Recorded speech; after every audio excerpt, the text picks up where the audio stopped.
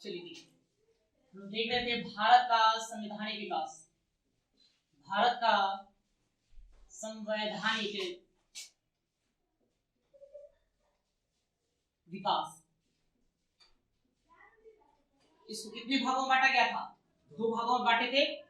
एक किसके अधीन? कंपनी के अंतर्गत। एक हमने देखा था कंपनी के अंतर्गत और दूसरा क्या था? ब्रिटिश क्राउन के अंतर्गत। ब्रिटिश क्राउन के अंतर्गत कंपनी के अंतर्गत हमने देख लिया है क्या क्या है। यहाँ पर हमने देखा था पहला 1600 ईस्वी का राजलेख कहिए या चार्टर कहेंगे उसको, राजलेख। दूसरा फिर हमने देखा था 1726 ईस्वी का राजलेख। इसी क्रम में आगे बढ़ते हुए और क्या देखे थे? 1773 का रेगुलेटिंग एक्ट, रेगुलेटिंग एक्ट। इसी के क्रम में और देखे हमने 1784 में कौन सा अधिनियम लाया गया था जी? Pitt's India Act. Pitt's India Act लाया गया था। उसके बाद फिर हमने 5वां देखा था 1786 का अधिनियम। 86 का अधिनियम ये हमने देखा। फिर उसके बाद 1793 में क्या लाया जाएगा? 93 का चार्टर एक्ट। चार्टर एक्ट, अब यहाँ से हमने बताया था कि 4 चार्टर एक्ट लाया गया 1793। उसके बाद 20 साल बाद फिर कौन? 1813 का चार्टर एक्ट लाया गया। फिर 1833 का चार्टर एक्ट लाया गया। फिर 1853 का चार्टर एक्ट लाया गया। ठीक है, हमने इन सबको पढ़ लिया था। अब देखिए, अब इसके बाद पढ़ना है ब्रिटिश क्राउन के अंतर्गत भारत के संविधान के निर्माण के लिए किस किस अधिनियम को पारित किया गया। इसमें हम सबसे पहले देखेंगे भारत शासन अधिनियम। भारत शासन अधिनियम 1858। उसके बाद फिर लाया जाएगा भारत परिषद अधिनियम। भारत परिषद अधिनियम 1861। फिर उसके बाद पारित होगा भारत परिषद अधिनियम 1892 ये लाया जाएगा। फिर उसके बाद आ जाएगा भारत परिषद अधिनियम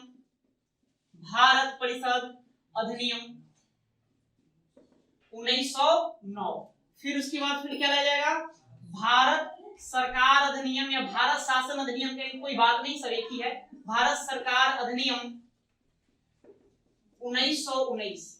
फिर उसके बाद लाया जाएगा भारत सरकार अधिनियम 1935। ठीक है, ये अंतिम अधिनियम और ये सबसे विस्तृत यही रहेगा। उसके बाद फिर लास्ट में हम पढ़ेंगे भारत या भारतीय स्वतंत्रता अधिनियम 1947। अब हमें इस दूसरे भाग में कितने अधिनियमों को देखना होगा। ठीक है, तो इसमें आइए सबसे पहले पढ़ते हैं भारत शासन अधिनियम। हेडिंग दो, भारत शासन अधिनियम।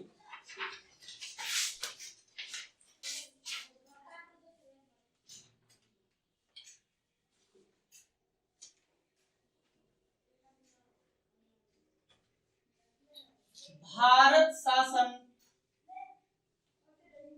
अधिनियम 1858। इसको देखिए, यह अधिनियम किसका परिणाम था? तो सबसे पहले पीछे थोड़ा समझाते हैं। मैंने पढ़ा था 1813 में क्या किया गया? कंपनी का एकाधिकार समाप्त कर दिया गया। ठीक है, फिर 1833 में क्या किया गया था? कंपनी से व्यापारिक अधिकार को समाप्त कर दिया। व्यापारिक अधिकार भी समाप्त कर दिया गया, ये भी समाप्त हो गया। अब यहाँ पर कंपनी क्या कर रही थी? सिर्फ उसका काम रह गया था शासन करना, कि तुम भाई शासन करो। फिर 1853 में एक अधिनियम लेकर आया गया 1853 के अधिनियम के तहत क्या बताया गया कि कंपनी को कभी भी भंग किया जा सकता है, कंपनी को कभी भी समाप्त कर दिया जाएगा, मतलब उससे अब शासन को भी छीन लिया जाएगा। लेकिन इसी के बीच 1857 में भारत में एक विद्रोह होता है, जिसको भारत के इतिहास में 1857 की क्रांति के नाम से जानते हैं। इस 1857 की क्रांति को अंग्रेजों ने जैसे तैसे दबाया। एक समय ऐसा लगा मानो कि ब्रिटिश कंपनी को भारत से जाना ही पड़ जाएगा, लेकिन फिर जैसे तैसे उस विद्रोह को दबा दिया। विद्रोह को दबाने के बाद ब्रिटेन की संसद ने सोचा कि फिर से ऐसा कोई विद्रोह ना हो, उसके लिए कंपनी के हाथों से शासन को भी छीन लिया गया और शासन को समाप्त करके पूर्णतः शासन किसको दे दिया गया, ब्रिटिश क्राउन के हाथों में सौंप दिया। ठीक है, यहीं से भारत में ब्रिटिश क्राउन का सीधे तौर पे शासन प्रारंभ होगा। इसी शासन को हस्तांतरित करने के लिए जो अधिनियम को पारित किया गया था उसी को हम क्या कहते हैं, भारत शासन अधिनियम कहते हैं। ठीक है, थोड़ा सा देखेंगे 1857 की क्रांति। इस क्रांति के दौर में क्या हुआ, पहले ब्रिटेन का प्रधानमंत्री, उस समय ब्रिटेन का जो प्रधानमंत्री उसका नाम था लॉर्ड पाल्मस्टॉर्म और महारानी थी महारानी विक्टोरिया। महारानी कौन थी, विक्टोरिया। ठीक है, महारानी विक्टोरिया। 1857 की विद्रोह के बाद लॉर्ड पाल्मस्टॉर्म ने इस्तीफा दे दिया, इसने रिजाइन मार दिया। इस्तीफा देने के बाद नए जो प्रधानमंत्री के रूप में आया, नया पीएम प्राइम मिनिस्टर जो ब्रिटेन का आया था वो था लॉर्ड डर्बी ने विचार किया कि भारत जैसे बड़े उपनिवेश हमारे हाथों से कहीं छीन न जाए, इसको लेकर के फिर से वहां विद्रोह नहीं होना चाहिए। विद्रोह ना होने के लिए उसने ब्रिटेन की संसद में एक अधिनियम पारित किया जो 2 अगस्त 1858 को ब्रिटेन की महारानी के साइन करने के बाद पारित हो गया। इसी को भारत शासन अधिनियम कहते हैं। और ये अधिनियम अब भारत चल के आएगा, कहाँ आएगा, भारत पहुंचेगा। तो भारत में 1 नवंबर 1858 को इलाहाबाद में, कहा, इलाहाबाद में तत्कालीन गवर्नर जनरल उस समय लॉर्ड कैनिंग ने इसको पढ़ के सबको सुनाया कि इस अधिनियम में क्या क्या बातें लिखी गई थी। ठीक है, तो लिखिए, पहले लिखेंगे उसके बाद हम बात को सुनते चलेंगे।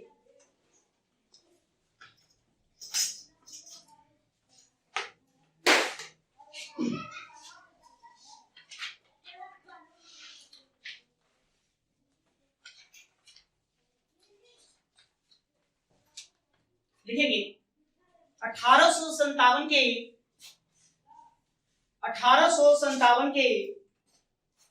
भारतीय स्वतंत्रता संग्राम के बाद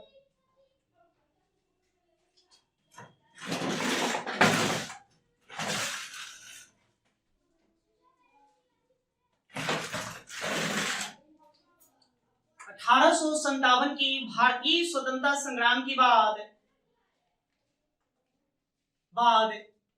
ब्रिटेन की प्रधानमंत्री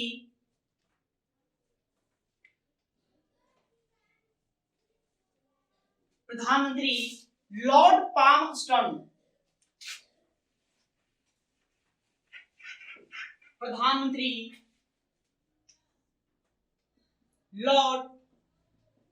पाल्मस्टॉर्म ने इस्तीफा दे दिया।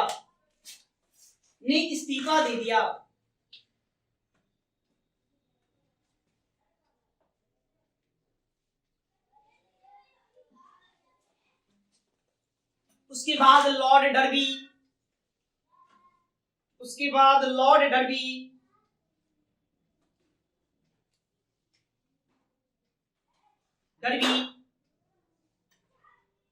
ब्रिटेन के नए प्रधानमंत्री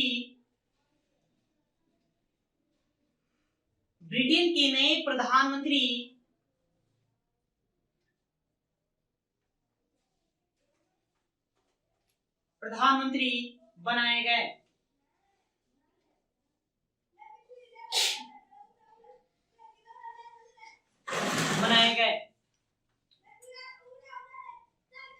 डर्बी ने भारत में शासन पर नियंत्रण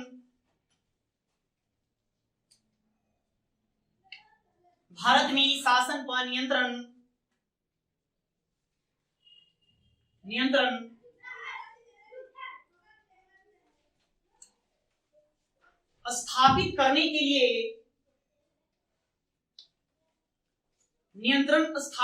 के लिए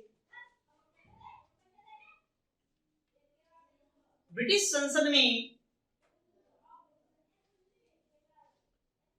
संसद में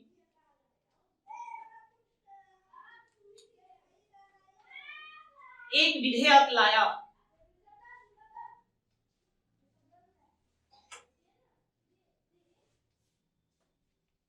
विधेयक लाया। उसके द्वारा प्रस्तुत विधेयक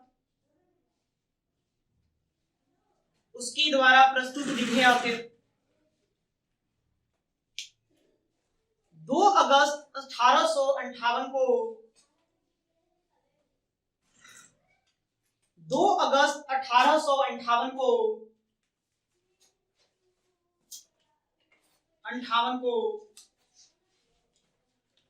महारानी विक्टोरिया के हस्ताक्षर के बाद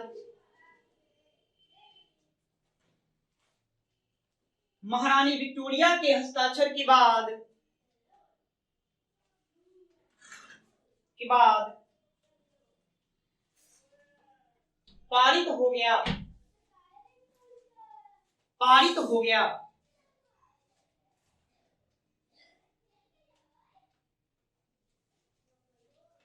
जो भारत शासन अधिनियम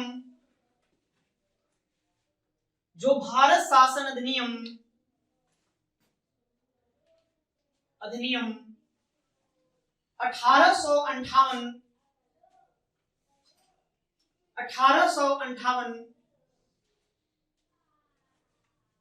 के नाम से जाना गया।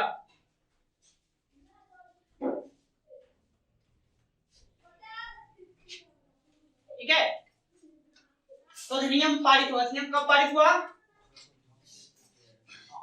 2 अगस्त 1858 को महारानी विक्टोरिया ने हस्ताक्षर कर दिया और यह पारित हो गया। अब यह भारत आएगा।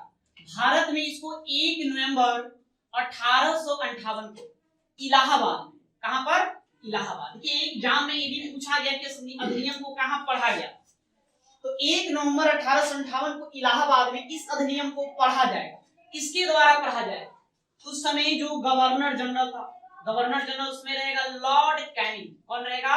लॉर्ड कैनिंग रहेगा। इसी के द्वारा पढ़ा गया। अब पढ़ कर लोगों को सुनाया गया, बताया गया इसमें क्या क्या बातें लिखा गया, अर्थात अब भारत का शासन व्यवस्था किस प्रकार से संचालित होगी, सारी बातें इस अधिनियम में लिख दी गई। तो आगे लिखिए। नेक्स्ट, 1 नवंबर 1858 ईस्वी को 1858 ईस्वी को इलाहाबाद में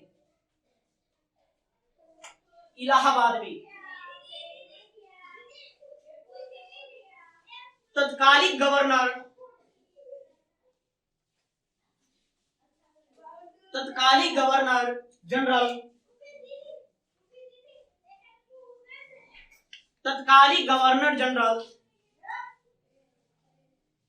लॉर्ड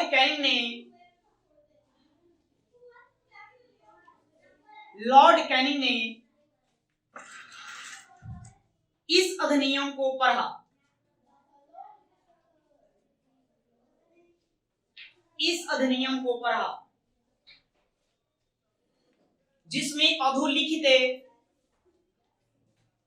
जिसमें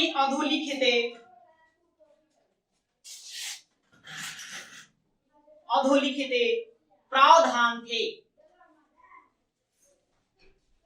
प्रावधान थे।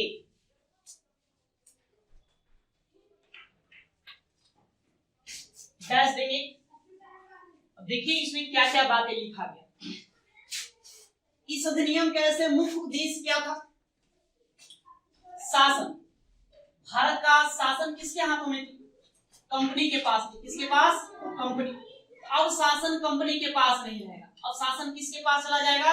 तो ब्रिटिश ताज के हाथों में, ब्रिटिश ताज या ब्रिटिश क्राउन कहिए, उसके हाथों में चला जाएगा। पहला बात इसमें ये लिखा गया, तो लिखेंगे भारत, पहला भारत का शासन, भारत का शासन कंपनी के हाथों से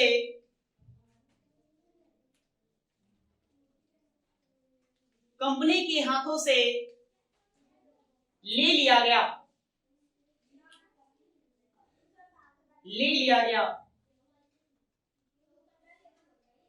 और उसे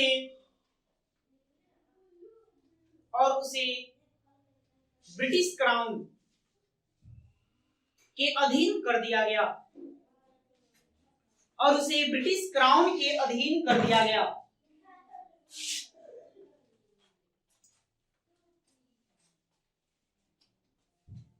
ठीक है, यही मेन बात। अर्थात अब भारत पर सीधे तौर पर किसका अधिकार होगा? ब्रिटिश क्राउन का।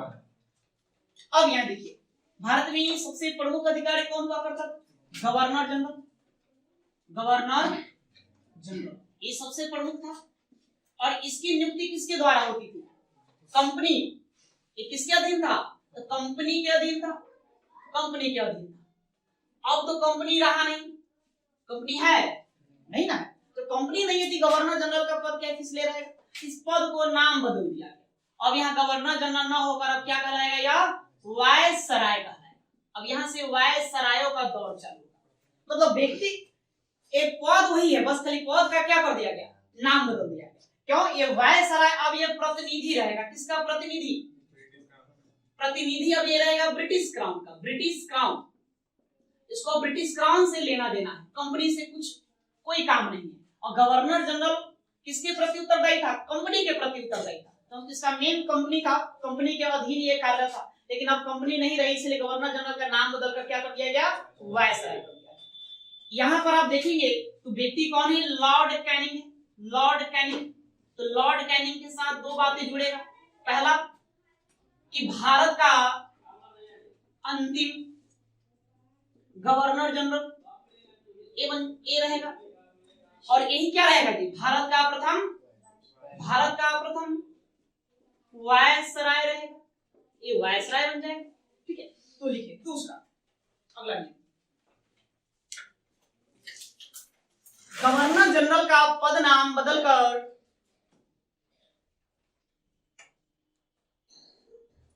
गवर्नर जनरल का पद नाम बदलकर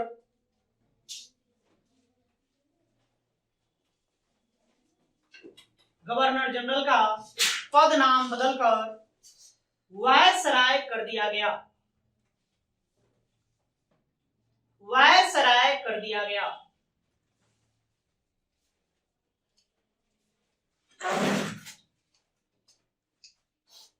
वहीं पर लिखेंगे नीचे, लॉर्ड कैनिंग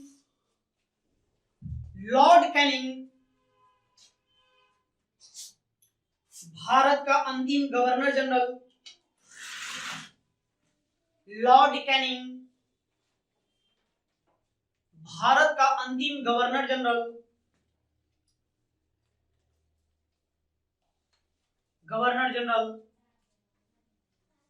एवं भारत का प्रथम वायसराय था।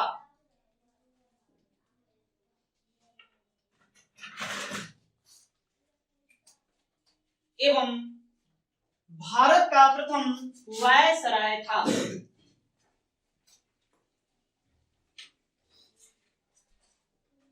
आगे और क्या किया गया?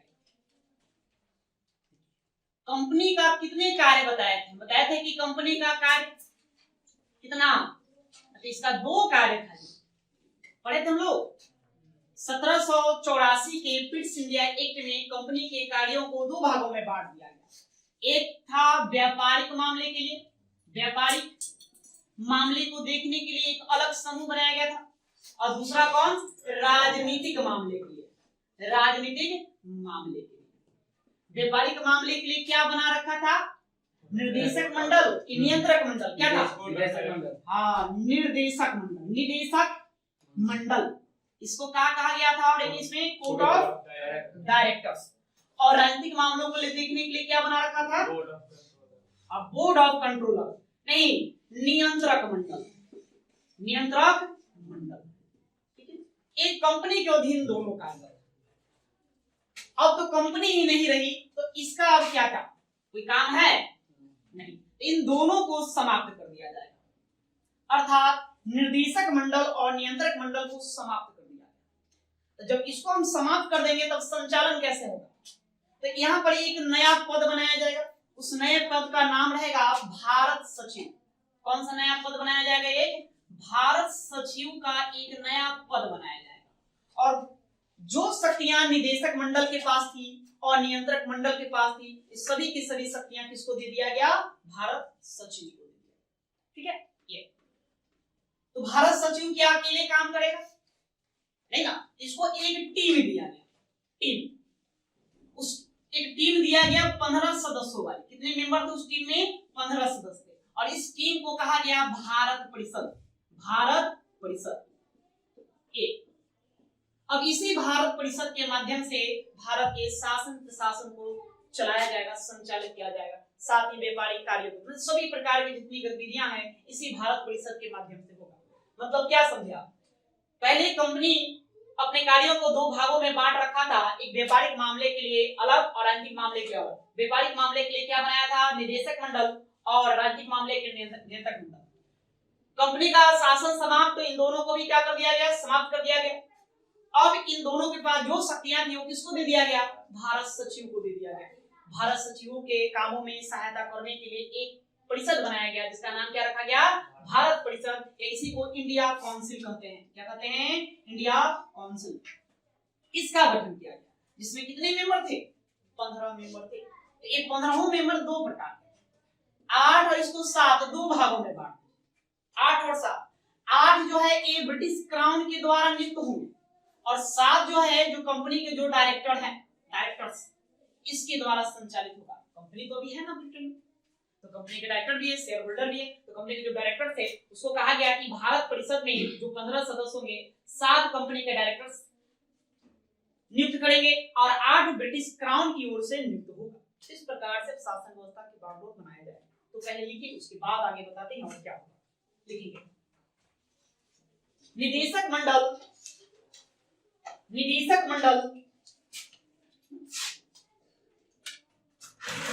और नियंत्रक मंडल को समाप्त कर दिया गया।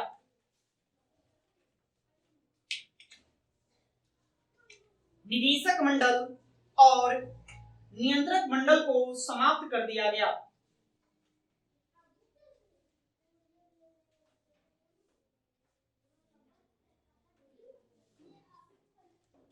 समाप्त कर दिया गया। ब्रिटेन में, आगे नेक्स्ट, ब्रिटेन में भारत सचिव पद का, भारत सचिव पद का सृजन किया गया, सृजन किया गया।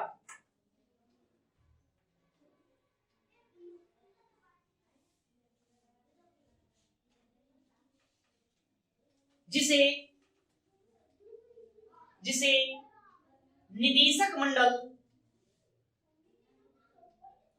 जिसे निदेशक मंडल एवं नियंत्रक मंडल, जिसे निदेशक मंडल एवं नियंत्रक मंडल के समस्त अधिकार प्राप्त थे, की समस्त अधिकार प्राप्त थे।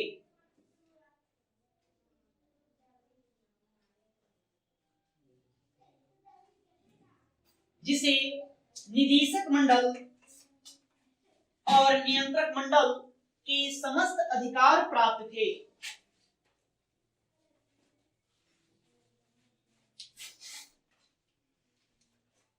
तो ब्रिटेन में, कहा? ब्रिटेन में कौन आ गया? ब्रिटेन में अब आ गया नया पद, सो क्या कहा गया, भारत सचिव कहा गया। एक ये हुआ। और इस भारत सचिव के कामों में सहायता करने के लिए ब्रिटेन में ही एक बनाया गया भारत परिषद। क्या बनाया गया, भारत परिषद बनाया गया। इस भारत परिषद में कितने सदस्य होंगे, सदस्यों की संख्या रखी गई 15। 15 में से 8 ब्रिटिश क्राउन के द्वारा नियुक्त होंगे और 7 डायरेक्टर्स, जो कंपनी के जो डायरेक्टर हैं उनके द्वारा नियुक्त होगा। अब इस भारत परिषद का जो अध्यक्ष था, कौन, अध्यक्ष, ये अध्यक्ष बना दिया गया भारत सचिव को। भारत सचिव ही भारत परिषद के क्या होंगे, अध्यक्ष होंगे। ठीक है, ये सारा बात ब्रिटेन में है। हमने वहां भी देखा कि कोर्ट ऑफ डायरेक्टर और बोर्ड ऑफ कंट्रोल, ये लोग कहां बैठते थे, ब्रिटेन में ही बैठता था। नहीं तो बस वही मतलब कि समझो कि दोनों को मिलाकर ही भारत परिषद बना दिया। ठीक है, और एक नया जो पद सृजित किया गया उसका नाम भारत सचिव रखा गया और ये अब अंत तक चलेगा। यही देखेंगे पद अब अंतिम तक चलते रहेगा, भारत परिषद भी अंतिम तक चलते रहेगा। तो लिखिए, क्या लिखे, लास्ट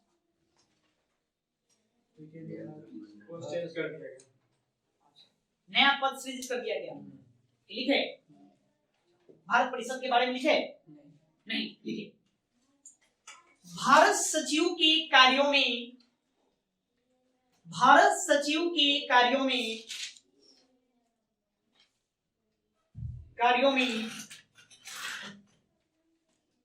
सहायता करने हेतु,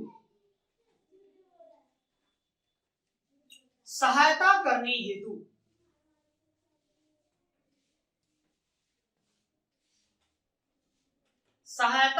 हेतु 15 सदस्यीय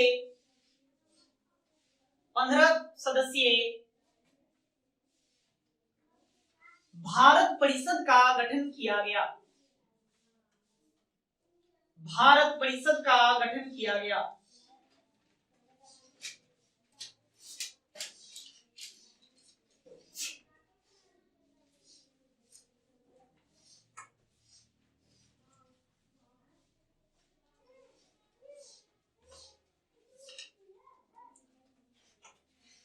जिनमें से 7 सदस्य,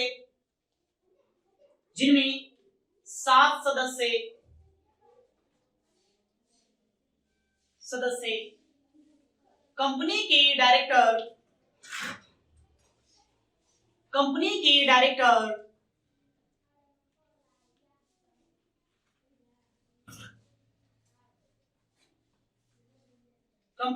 डायरेक्टर, तथा 8 सदस्य ब्रिटिश क्राउन के द्वारा नियुक्त होते थे।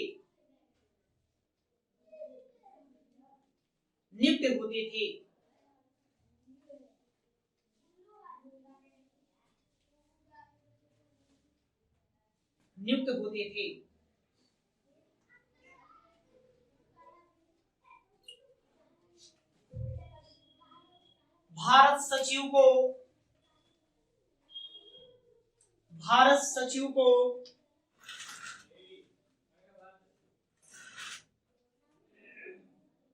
को भारत परिषद का अध्यक्ष बनाया गया।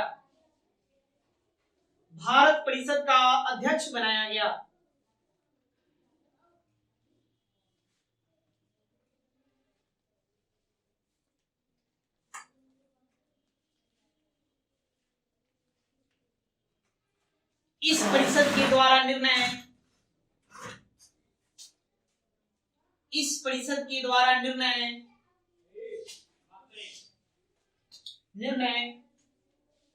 बहुमत के आधार पर लिए जाते थे।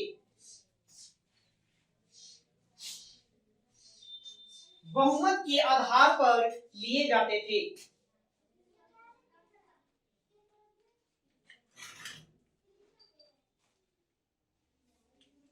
बहुमत के आधार पर लिए जाते थे।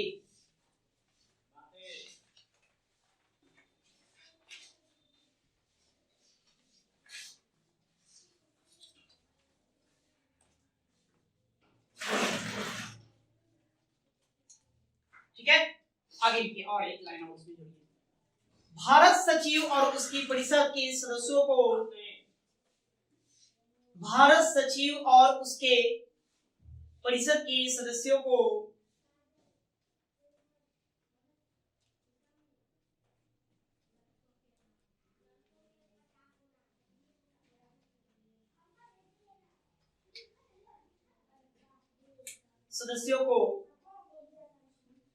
वेतन एवं अन्य खर्चे,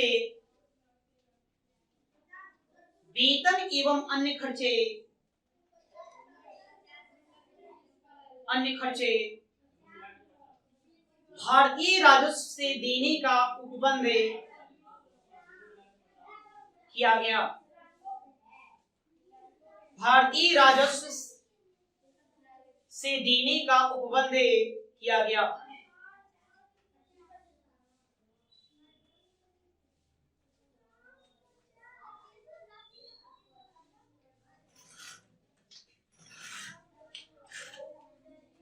ठीक है,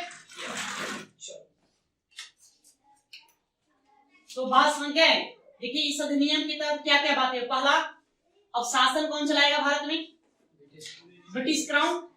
अभी तो तय हो गया कि भारत में शासन ब्रिटिश क्राउन के हाथों में आ गया। अब कंपनी का शासन समाप्त हो गया। बदलाव दो जगह देखने को मिलेगा, कहाँ? एक इंग्लैंड में, ब्रिटेन में, और दूसरा भारत में। इंग्लैंड में क्या हुआ? तो निर्देशक मंडल और नियंत्रक मंडल को समाप्त करके क्या बना दिया गया? भारत परिषद बना दिया गया। भारत परिषद बना दिया गया। और इस भारत परिषद का मुखिया कौन बनेगा? भारत सचिव बनेगा। यहाँ भारत में हमने देखा कि यहाँ पर क्या किया गया कि गवर्नर जनरल, इसका पद का नाम बदल दिया गया और क्या कर दिया गया? वायसराय कर दिया गया, वायसराय। और इस वायसराय की अपनी एक कार्यकारिणी परिषद हुआ करती थी। कार्यकारिणी परिषद इसके पास है कि नहीं है? पढ़े तो लोग पीछे से पढ़ते आ रहे हैं कि गवर्नर जनरल की कार्यकारिणी परिषद हुआ करती नहीं, इसका भी अपना एक कार्यकारिणी परिषद है। और यहाँ भी भारत जो सचिव है इसका भी अपना एक, भारत सचिव है इसका भी अपना एक कार्यकारिणी परिषद। इसके कार्यकारिणी परिषद को भारत परिषद का नाम दिया गया। और इसका आप देख सकते हैं कि अब मतलब कि दो अधिकारी हो गए, प्रमुख प्रशासक बन गए। एक भारत में बैठेगा जो क्या कहलाएगा? वायसराय कहलाएगा। और एक बैठेगा ब्रिटेन में जो क्या कहलाएगा? भारत सचिव कहलाएगा। इसके कामों में सहायता करने के लिए भारत परिषद, और इसके कामों में सहायता करने के लिए अपना कार्यकारिणी परिषद। ठीक है, अब तो क्या बताइए, ये भारत सचिव वायसराय का प्रमुख होगा, मुखिया, मतलब इन दोनों में मुख्य व्यक्ति कौन है? लीडर कौन है? ये भारत सचिव होगा, वायसराय होगा। भारत सचिव हेड होगा, तो भारत सचिव का कहना कौन मानना पड़ेगा? वायसराय को मानना पड़ेगा, ऐसा नहीं। तो वायसराय के लिए अनिवार्य नहीं था कि भारत सचिव का हर बात मानने के लिए अनिवार्य नहीं था। हाँ, लेकिन ये जो विधि यहाँ से बनकर बनेगा, इंप्लीमेंट होगा, वो सीधे कहाँ जाएगा? भारत जाएगा। तो वायसराय उसको लागू करेगा, इसको लागू करना है। वायसराय भारत में ब्रिटिश क्राउन का प्रतिनिधि है। अब इसके बात मानने के लिए वो इच्छुक नहीं है, बात समझे? ये सीधे किसको रिपोर्ट करेगा? ब्रिटिश क्राउन को रिपोर्ट करेगा। मुख्य रूप से उसका आप देखते यहाँ बैठे लिखिए, भारतीय गवर्नर जनरल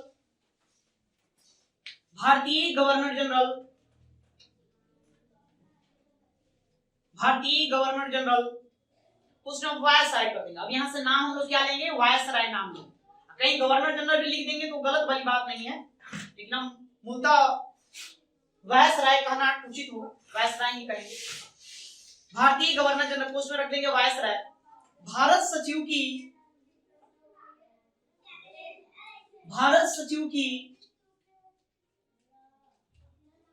आज्ञा अनुसार कार्य करने के लिए,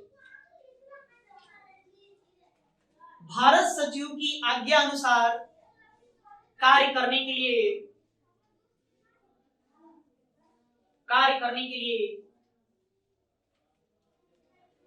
बाध्य नहीं था।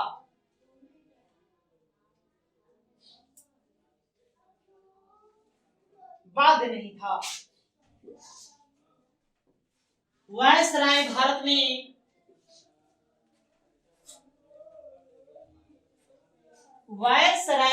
में भारत में ब्रिटिश क्राउन के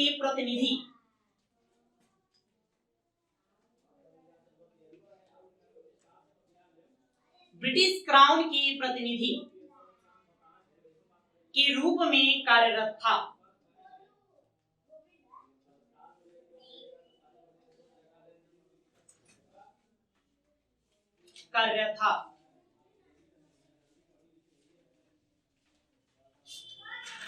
ठीक है।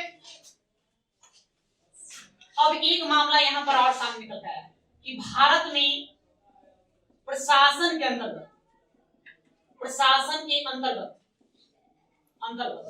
बहुत सारे पद थे। अब पदों पर नियुक्ति कौन करे? नियुक्ति करने का अधिकार किसको दे? हम भारत सचिव को अधिकार दें कि वायसराय को अधिकार दे? एक यहां पर सवाल ये उत्पन्न होता है। तो क्या किया गया कि इन दोनों के बीच शक्तियों को बांट दिया, मतलब कि पद का विभाजन कर दिया गया। कुछ पद इसको दे दिया गया कि आप कुछ पदों पर आप नियुक्ति करें, कुछ पदों पर आप, मतलब दोनों को अपना अपना एक सीमा तय कर दी गई किस प्रकार के पद पर कौन नियुक्ति करे ताकि झगड़ा ना हो। एक लास्ट लाइन लिखेंगे इस अधिनियम को समाप्त। देखो, भारतीय प्रशासन के अंतर्गत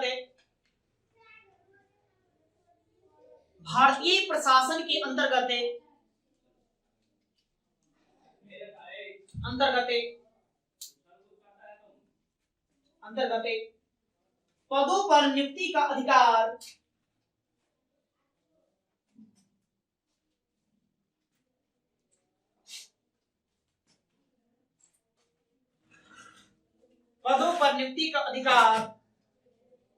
ब्रिटिश सम्राट ने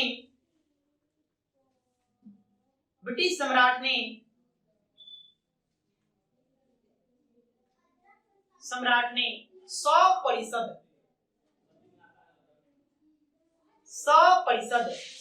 मतलब कि वो 15 सदस्यीय जो समिति है वो 100% भारत सचिव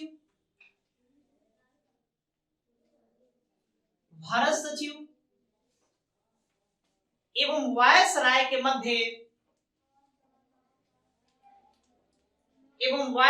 के मध्य विभाजित कर दिया।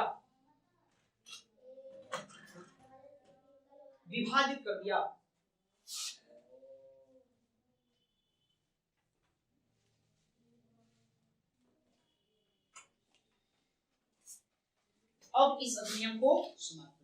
ऐसे इसमें और सी बातें हैं, लेकिन इतना काफी है आपको एग्जाम के दृष्टिकोण से, इतना आपको ध्यान रखना है। मूलतः देखिए, अभी तक एग्जामों में इस अधिनियम से क्या क्या प्रश्न पूछा गया। तो एक सत्ता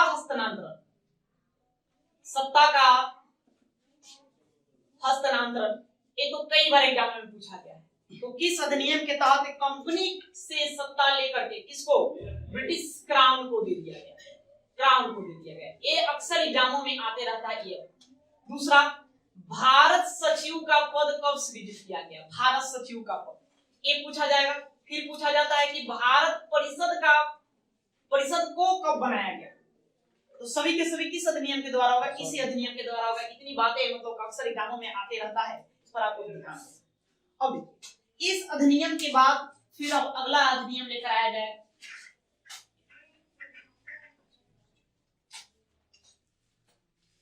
अब आएगा भारत परिषद अधिनियम।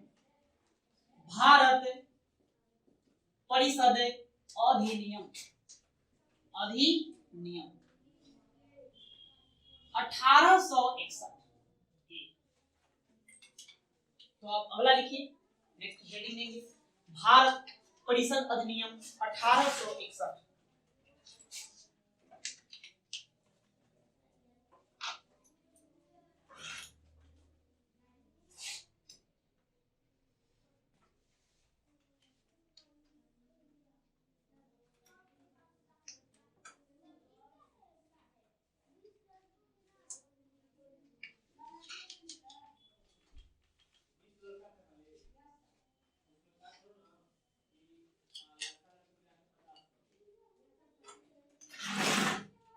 गया। देखिए, अब इस अधिनियम को देखेंगे। ये जो अधिनियम अंग्रेजों के द्वारा लाया गया, इस अधिनियम के में कई सारे प्रावधान थे। सभी प्रावधानों के यदि पढ़ेंगे ध्यान से तो ऐसा लगेगा जैसे कि मानो यह एक सहयोग नीति के तहत लाया गया। किस नीति के तहत? सहयोग नीति। मतलब कि अंग्रेज भी समझ गए 1857 की जो क्रांति हुई, इस क्रांति के कारणों पर जब प्रकाश डाला गया तो अंग्रेज भी समझ गए कि हमें अब सत्ता में भारतीयों की भागीदारी देनी है, और भागीदारी नहीं देंगे तो इन लोगों में असंतोष बढ़ते जाएगा और फिर आगे चल के 1857 जैसी क्रांति हो सकती है। इसीलिए भारतीयों को क्या करेंगे? सत्ता में हम अब भागीदारी देंगे। तो भागीदारी देने के लिए नए प्रांतों का गठन करने का अधिकार वायसराय को दिया गया। वायसराय को कहा गया जो भी ब्रिटिश प्रांत है, जितने भारत के भूभाग पर अंग्रेजों ने अधिकार कर रखा है, उन ब्रिटिश प्रांतों को आप छोटे छोटे भागों में बांट सकते हैं, मतलब नए प्रांतों का सृजन कर सकते हैं और उन प्रांतों में विधानसभा का गठन करने का प्रावधान लाया गया। क्या उनमें विधानसभाओं का गठन कर सकते हैं ताकि भारतीयों को सत्ता में क्या दिया जाए? भागीदारी सुनिश्चित किया जाए।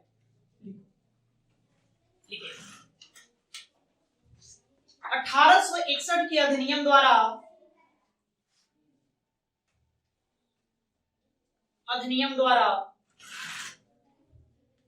भारत में संवैधानिक विकास का सूत्रपात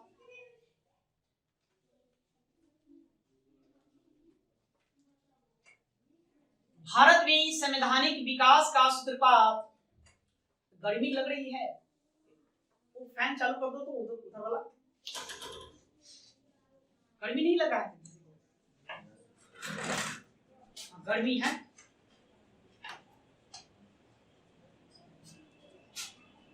क्या लिखे? हाँ, भारत में संवैधानिक विकास का सूत्रपात किया गया।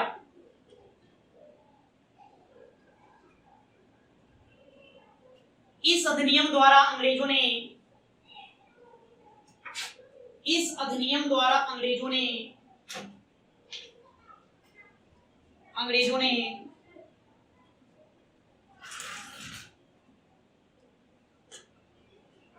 सहयोग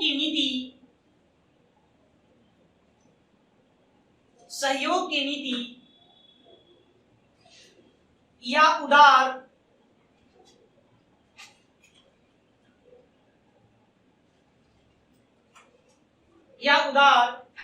निरंकुशता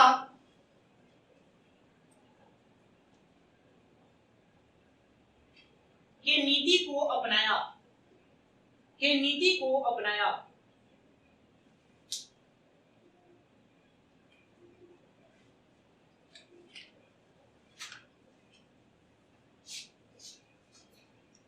इस कानून के द्वारा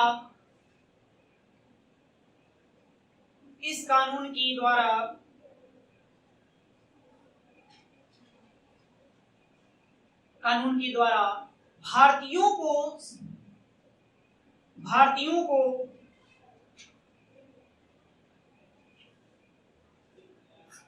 शासन में भागीदार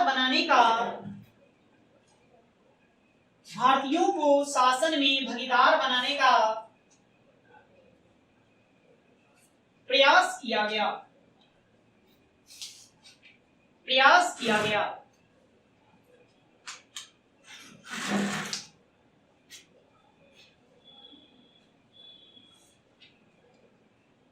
इस अधिनियम के तहत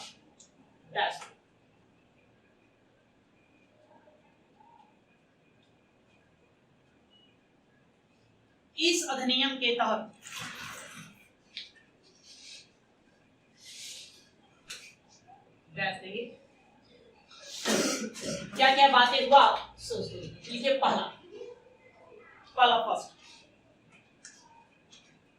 वायसराय को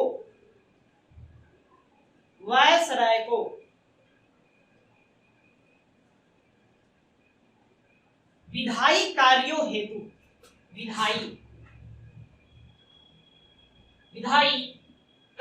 हेतु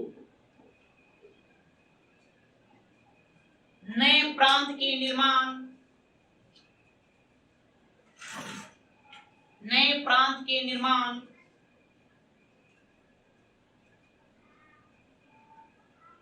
नवनिर्मित प्रांतों में नवनिर्मित प्रांतों में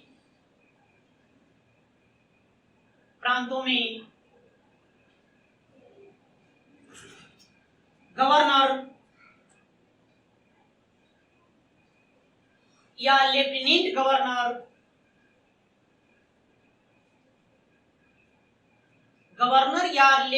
गवर्नर नियुक्त करने का अधिकार दिया गया।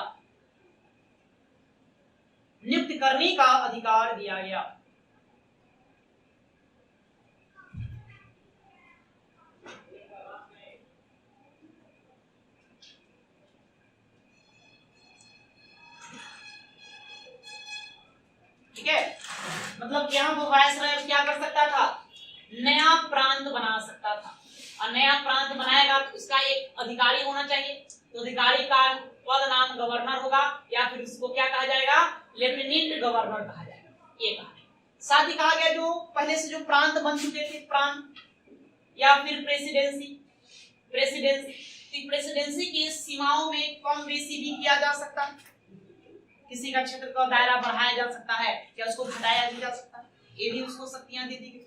मतलब आप देखेंगे कि यहाँ पर क्या शुरू होगा, विधानसभा का स्वरूप अब यहाँ देखने को मिला। विधानसभा आप देखते हैं राज्यों में शासन चलाने के लिए कौन सी सबसे बड़ी संस्था होती है, राज्य विधान मंडल होते हैं जिसके दो अंग, एक विधानसभा एक विधान परिषद। तो वो विधान परिषद का स्वरूप अब यहाँ से देखने को मिलेगा, यहाँ से शुरू करेगा अंग्रेज, ताकि भारतीयों को प्रशासन में क्या करे, नियुक्त करे। वायसराय को किसी प्रांत प्रेसिडेंसी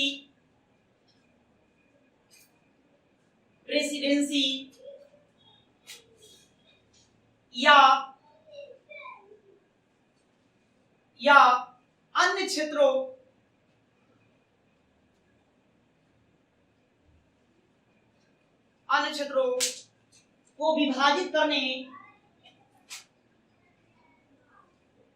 क्षेत्रों को विभाजित करने या उसकी सीमा में परिवर्तन करने का अधिकार दिया गया।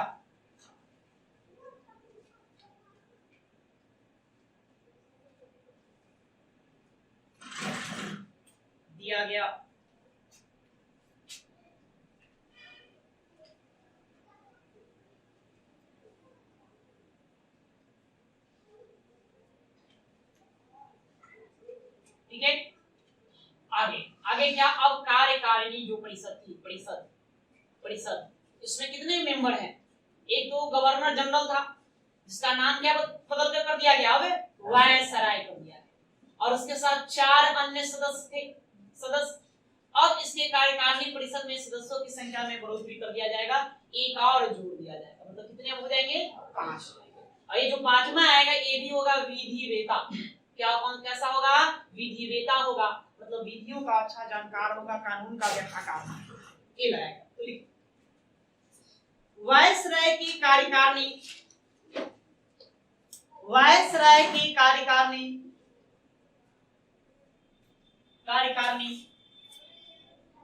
सदस्यों की संख्या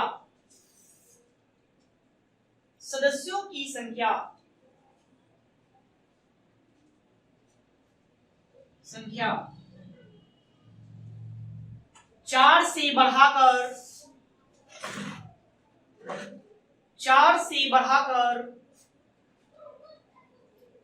5 कर दी गई।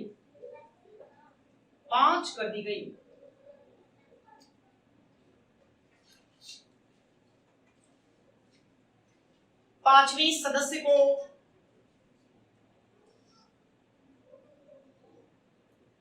सदस्य को विधिवेता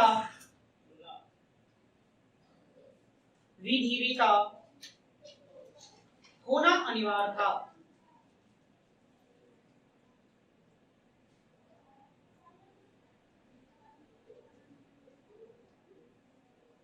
विधिवेता होना अनिवार्य था। और क्या शक्ति दी गई, और कहा गया वायसराय को, वायसराय अपनी परिषद में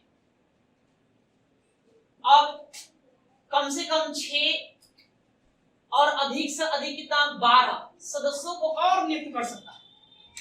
मिनिमम कितना 6 और अधिक से अधिक कितने 12। आप और मेंबर को इसमें नियुक्त करिए जो मनोनीत होगा। ये सब कैसे होंगे, मनोनीत होंगे। और ये इसमें से भारतीय होना भी जरूरी है। कैसा होना जरूरी है, भारतीय होना जरूरी है। मतलब भारतीयों को अब क्या मिलेगा, प्रशासन में जगह दिया जाएगा, शासन चलाने में जगह दिया जाएगा। ये बात एक देखिए, वायसराय को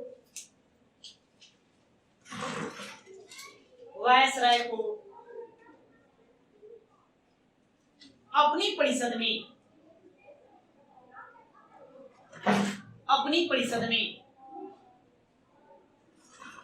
6 से 12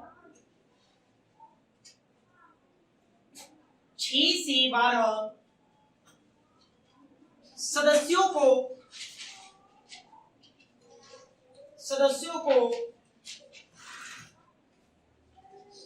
मनोनीत करने का अधिकार दिया गया।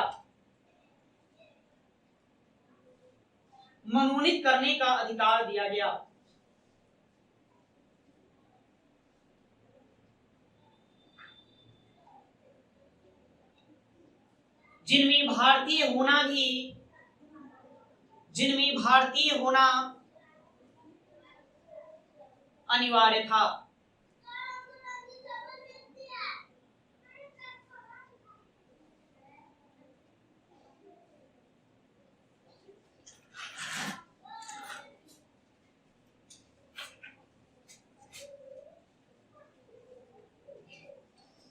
से 12 जो ये सदस्य होंगे, पहली बात कि ये भारतीय भी होंगे, क्या होंगे, भारतीय इंडियन होंगे। भारतीय, इनका कार्यकाल बताया गया कि कार्यकाल 2 वर्ष होगा। कितने, 2 इयर्स। और ये मनोनीत होंगे 2 वर्षों के लिए क्या होंगे, मनोनीत होंगे। उसके बाद वो अपना रिटायर होते हैं। काम क्या रहेगा इनका, तो विधि निर्माण में सहायता कर, इनका ये काम है। और ये जो भी विधि बनाएंगे उसको वायसराय ठुकरा भी सकता था, मतलब कि न भी मान सकता था। जरूरी नहीं कि जो विधि बनाकर देंगे उनको मानना अनिवार्य था, ऐसी अनिवार्यता की बड़ी बात नहीं। तो 1-2 बात इसमें और लिखिए, उसी में जोड़िए। इन सदस्यों का कार्यकाल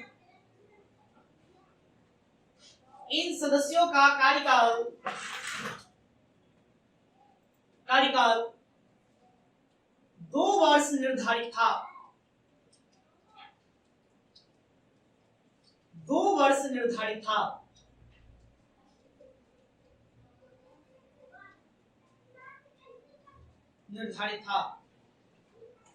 वायसराय को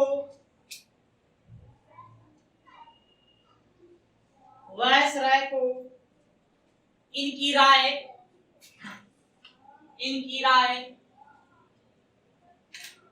ठुकराने का भी अधिकार था।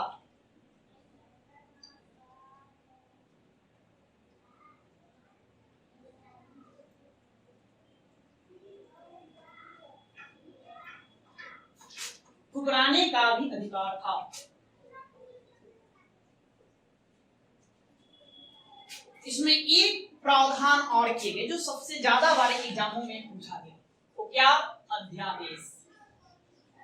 अध्यादेश जारी करने का अधिकार। ये अधिकार भी दिया गया वायसराय। अध्यादेश समझते हैं क्या होता है, अध्यादेश समझते हैं? नहीं, हम आगे चल के पढ़ेंगे। भारत का संविधान, हमारे संविधान में इसका उल्लेख किया गया है। संविधान में आर्टिकल 1, 2, 3 अनुच्छेद 123 में लिखा गया है कि राष्ट्रपति अध्यादेश जारी कर सकते हैं, उनके पास शक्ति है। अब अध्यादेश क्या होता है तो देखो, अध्यादेश मतलब एक तरह कानून, विधि, कानून बनाने का अधिकार या विधि बनाने का अधिकार किसको है, संसद को है संसद को, या राज्यों में किसको है, राज्य विधानमंडल को। संसद में दो सदन होते हैं, एक होता है लोकसभा और दूसरा कौन, राज्यसभा होता। मान लेते हैं ये सदन न चला, ऐसा थोड़ी है कि संसद परमानेंट एकदम निरंतर चलते ही रहता है। संसद में 3 सत्र होते हैं, समय समय पर आयोजित होते हैं। जब संसद का सत्र न चल रहा हो, मतलब कि लोकसभा राज्यसभा जब एक्टिव न हो और कुछ ऐसी आपातकालीन स्थितियां उत्पन्न हो गई जिस समय देश को एक कानून की जरूरत है, तो अनुच्छेद 123 में लिखा गया कि राष्ट्रपति अध्यादेश के माध्यम से उस कानून को देश में लागू कर सकते हैं, ये अध्यादेश। तो वैसे यहाँ वायसराय को भी पावर दे दिया गया यही पर कि वायसराय भी आपातकालीन स्थितियों में अध्यादेश जारी कर सकता है, मतलब कानून लागू, ठीक है। तो लास्ट, आपातकालीन स्थितियों में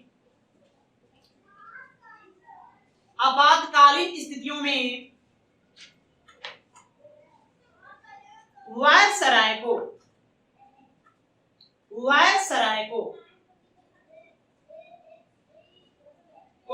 अध्यादेश जारी करने का अधिकार दिया गया।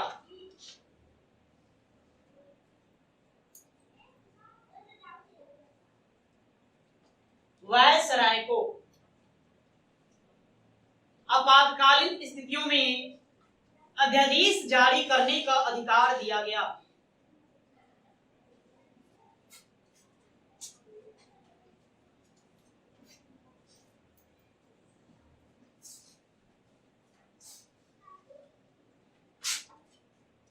थोड़ा यहाँ प्रांतीय सरकारों पर भी गौर करेंगे।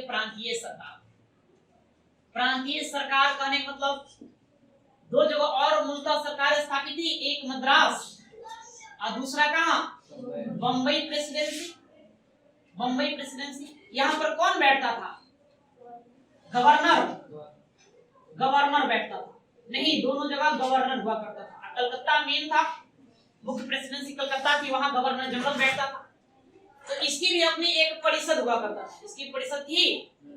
इसका भी काम क्या था, ये भी अपना कानून बना सकता है, कानून बनाकर अपने प्रांतों में लागू कर सकता है।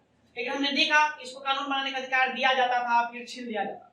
यहाँ इस अधिनियम के तहत इसको कानून बनाने का अधिकार दे दिया कि अब प्रांतीय सरकारें भी अपना कानून बना सकती है, बनाए गए उन कानूनों में संशोधन भी कर सकती है। तो एक इसको भी शक्तियों को हस्तांतरित कर दिया गया। तो ये लास्ट कंप्लीट।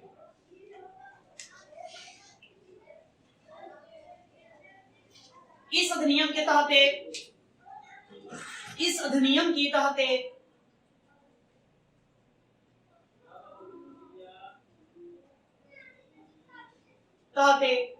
प्रांतीय सरकारों को विधि बनाने का अधिकार दिया गया।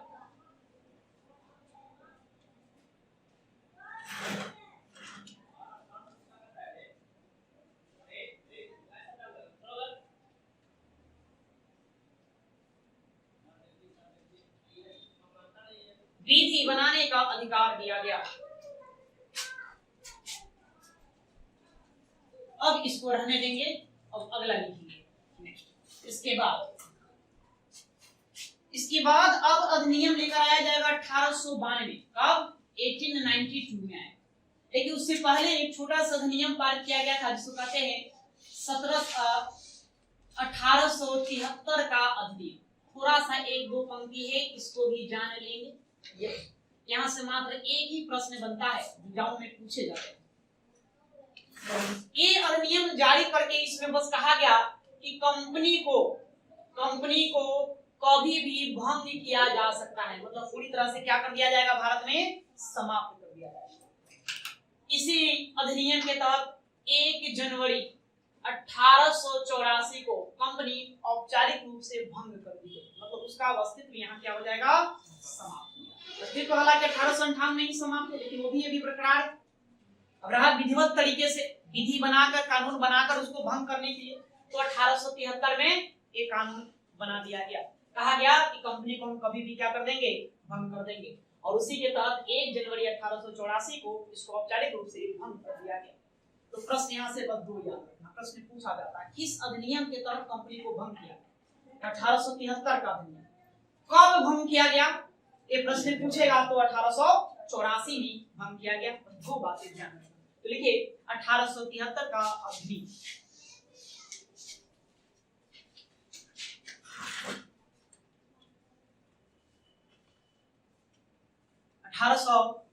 का अधिनियम नीचे इस अधिनियम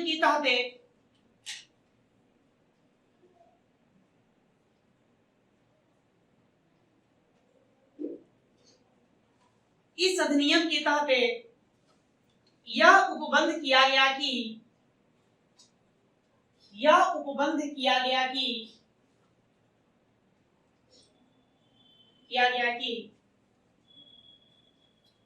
ईस्ट इंडिया कंपनी को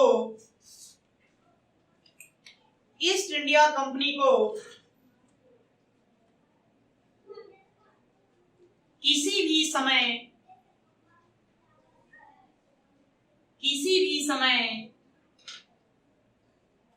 भंग किया जा सकता है।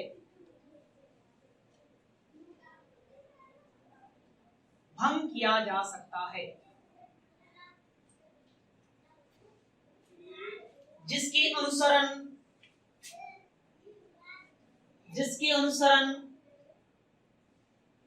1 जनवरी 1884 को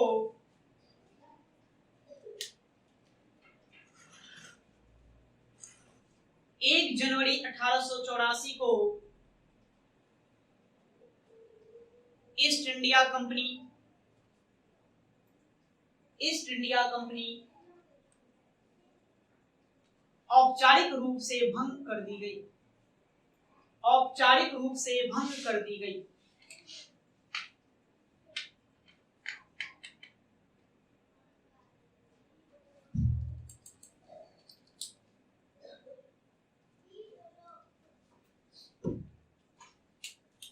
ठीक है, इससे इतनी बातें याद रखना है। 2 प्रश्न यहां से पूछेगा। अब आगे पढ़ना है भारत शासन अधिनियम 1892। लेकिन अब आज के लिए